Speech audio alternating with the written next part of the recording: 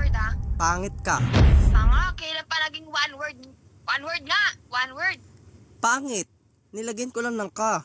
Word nga eh, word. Ganito ah, isang word lang. Maasim. Hindi mo magagat.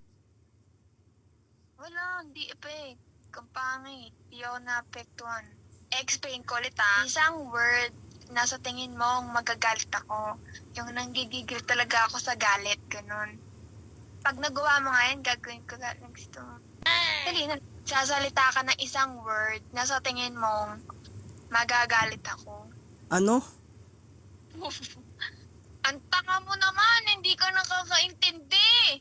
Isa pa, isang word lang. Na sa tingin mong magagalit ako pag sinabi mo yon. Pag nga nagawa mo yun, gagawin ko nga lahat ng gusto mo. Ano? Bobo mo naman. Magluga ka, tanga, di mo ko naririnig, bobo.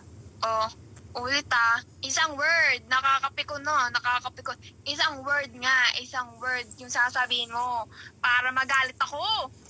Ano? Paulit-ulit, tanga, bobo, di ka nakakaintindi, ilang beses na.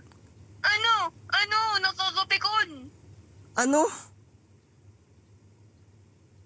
Bobo, isang word yung sasabihin mo para magalit ako. Ano nga? Hindi mo Ano? naintindihan. Anong? Puro ka ano? Nakakapikon, wag na natin gawin to. Ano? Ulitin mo pa nga ulit. Ulitin mo pa. Magsasabi ka ng isang word na sa tingin mong magagalit ako, paulit naman. Ano? Ano? Ano? Puro ano? Bobo?